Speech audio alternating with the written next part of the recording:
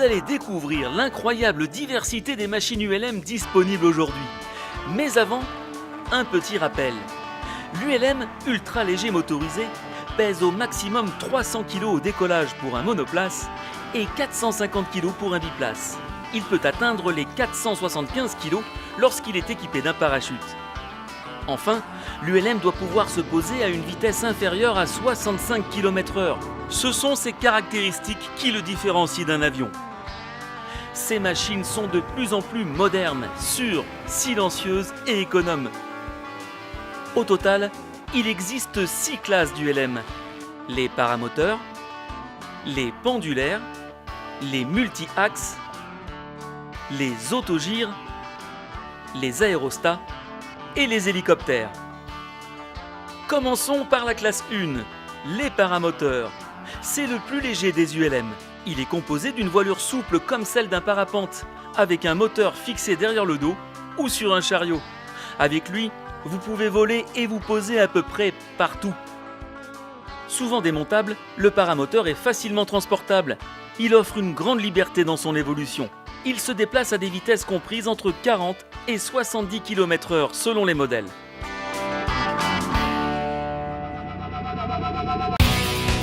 Voici maintenant l'ULM de terrain par excellence. La classe 2, les pendulaires. C'est l'équivalent d'un deltaplane avec un moteur et un chariot en plus. Confortablement installé, vous le pilotez par déplacement du centre de gravité en manœuvrant le trapèze relié à la voilure. Les pendulaires ont beaucoup évolué. Ils permettent de voyager en toute liberté avec une grande autonomie. Idéal pour les balades en solo ou à deux. Décollage et atterrissage sont possibles sur des terrains très courts. Il peut être équipé de parachute ou de flotteur. Il vole en général autour des 100 km/h et certains modèles atteignent les 140 km/h. Classe 3, les multi-axes. C'est l'ULM qui se rapproche le plus de l'avion, mais il reste un ULM. Confortable, il permet de voyager sur de longues distances et parfois à plus de 200 km/h. Multi-axes, car il se pilote par action sur les gouvernes aérodynamiques, le plus souvent sur 3 axes. Gouverne de direction, de profondeur et les ailerons. Il se décline en de nombreuses variantes, avec ou sans cabine, aile basse ou aile haute. Il existe même en version biplan, comme ces magnifiques machines. Classe 4, les autogires. Cet ULM fait de plus en plus d'adeptes. On le surnomme aussi parfois le gyrocoptère. Il se caractérise par sa voilure tournante et malgré ses apparences d'hélicoptère, le rotor principal sert seulement à supporter l'appareil. Plus il prend de la vitesse, plus le rotor tourne vite et donne de la portance pour soulever l'autogire. Le moteur arrière, lui, assure la propulsion.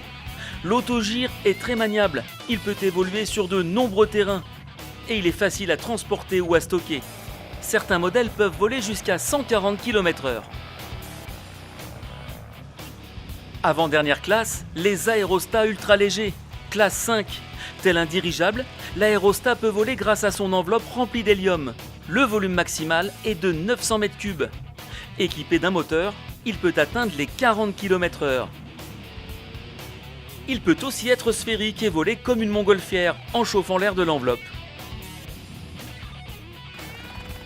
Nous terminons avec la classe 6, les hélicos ultra légers. Ce petit hélicoptère monomoteur est très maniable. Il se pilote par gouverne aérodynamique. En version biplace, sa puissance peut atteindre les 135 chevaux. Alors, quelle classe allez-vous choisir ? Il est possible d'apprendre à piloter sur chacune d'entre elles dès l'âge de 15 ans. L'ULM en France, ce sont près de 16 000 licenciés qui peuvent exercer leur passion sur près de 800 bases ULM et 400 aérodromes classiques à travers le territoire. Envie d'essayer ? N'hésitez pas à vous rapprocher de la Fédération française d'ULM pour vous renseigner. À très bientôt sur le site de la FF Plume. Et d'ici là, n'oubliez pas, si vous voulez rêver, faites de l'ULM.